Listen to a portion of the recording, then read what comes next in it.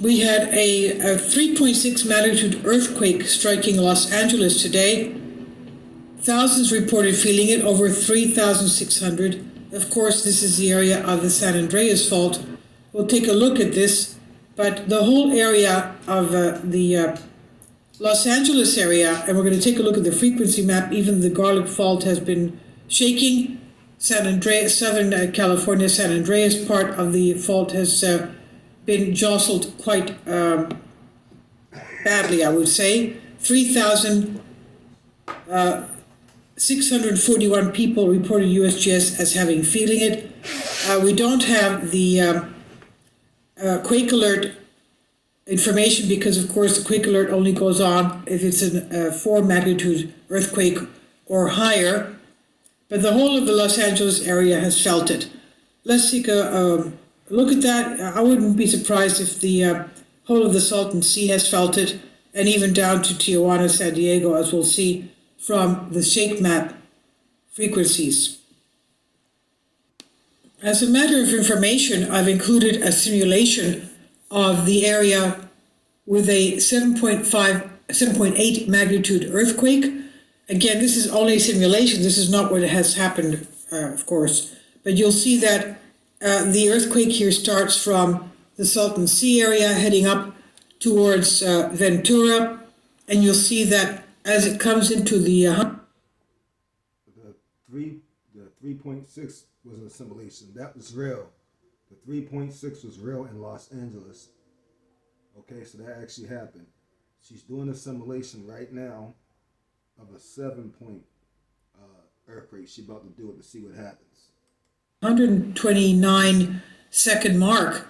You'll see the pressure coming in from the mountains above the San Andreas Fault there in the background. And you'll see the whole area of the landmass on the coast, where you see down on the bottom US 101. That thing flows like almost like a curtain, like a flag, raising and lowering and going in and out, and it's just frightening. I was sitting in my son's house today this afternoon, and quietly, as my little granddaughter was watching something on the tablet, and we had a 2.9 earthquake a couple of neighborhoods down, and I heard this booming sound, and it was a vertical shaking, and we shook about 4 or 5 seconds, but frightening. Even that was only a 2.9. So they are expecting a big one earthquake in the area of the southern San Andreas part of the fault. And you can see here as the simulation shows that the mountains where the San Andreas Fault is in the background. The color changes, as you can see. This is by USGS and SCEC, Southern California earthquake scenario, shakeout map. Of course, this is Creative Commons, but very nicely done. You can see now the coast is moving. You see that it's undulating back and forth, frightening. Look at that. There you go. Frightening.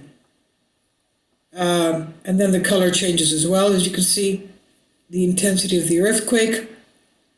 And it looks like a curtain flowing in the air. Okay, this again is a scenario. 7.8 magnitude earthquake. And we know that they also have earthquake drills. And this portion of the San Andreas has been identified as the most likely source of a very large earthquake in California.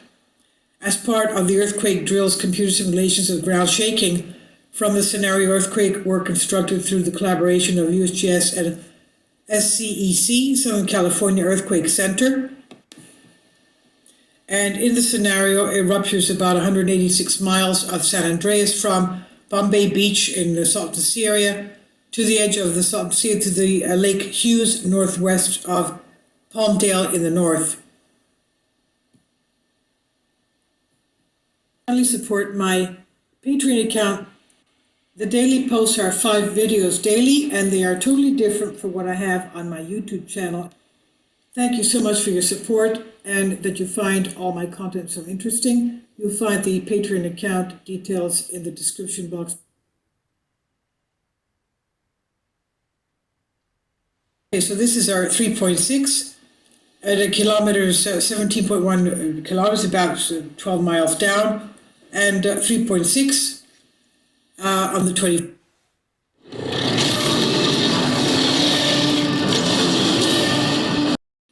3,641 people felt it.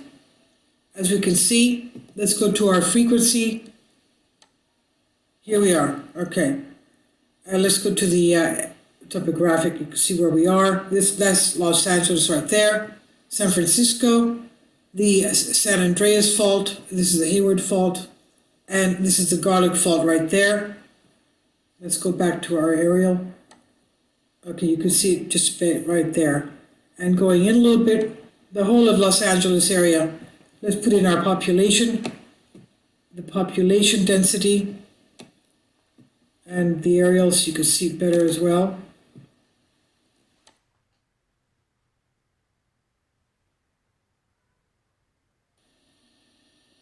No, what did I do? Topographic, sorry. Okay, the black, of course, is the high population areas. And, okay, 3,600 some odd felt it, but reported feeling it, but you could see tens of thousands must have felt it.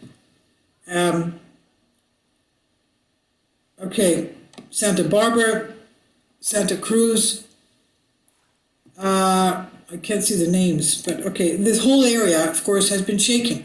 And this is Garlic Fault, where we had Ridgecrest right here, okay? Let's go in, pulling out a little bit, take out the populations, you can see better. Okay, there we go, that whole area.